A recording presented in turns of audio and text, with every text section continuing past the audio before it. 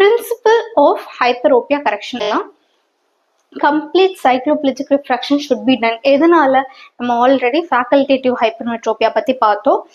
அகாமடேஷனோட involvement வந்து ஹைப்பர்மெட்ரோபியால இருக்கு. Hypermetropia can be influenced by accommodation அப்படிங்கிறதுனால it is always better and must to perform cycloplegic refraction.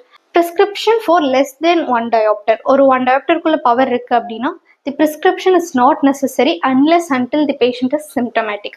சில்ட்ரனை பொறுத்த வரைக்கும் லெஸ் தென் 4 year இருந்தாங்க அப்படின்னா அவங்க ஃபுல் கரெக்ஷன் கொடுக்கும்போது ஃபர்ஸ்ட் சிட்டிங்ல அக்செப்ட் பண்ணிப்பாங்க. ஒருவேளை மோர் தென் 4 years ஒரு ஸ்கூல் கோயிங் சில்ட்ரனாலாம் இருக்காங்க அப்படின்னா அவங்க எடுக்கவும் கம்ப்ளீட் கரெக்ஷன் அக்செப்ட் பண்ண மாட்டாங்க.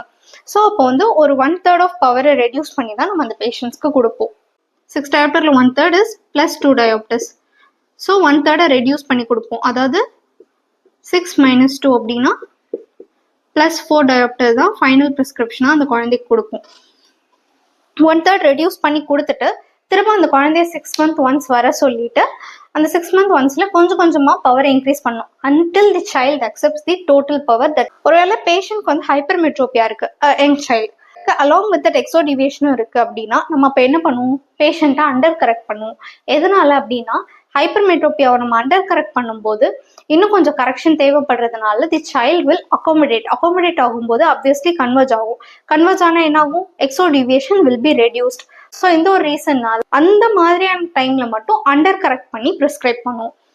ஒருவேளை அகாமடேட்டிவ் கன்வர்ஜன்ஸ் குவிண்ட் இருந்தது அப்படின்னா அக்செப்டன்ஸ் இருந்தாலும் இல்லைனாலும் ஃபர்ஸ்ட் சிட்டிங்லேயே ஃபுல் கரெக்ஷன் கொடுக்கணும். ஃபுல் கரெக்ஷன் கொடுத்து அதை தான் ப்ரிஸ்கிரைப் பண்ணணும். ஆம்ப்ளோபியா இருந்தாலும் the same thing, full correction கொடுத்து சின்ஸ் ஃபர்ஸ்ட் சிட்டிங்ல இருந்து அக்ளூஷன் தெரப்பி ஸ்டார்ட் பண்ணிடணும். கரெக்ஷனும் கொடுத்து அக்ளூஷன் தெரப்பியை ஸ்டார்ட் பண்ணிடணும்.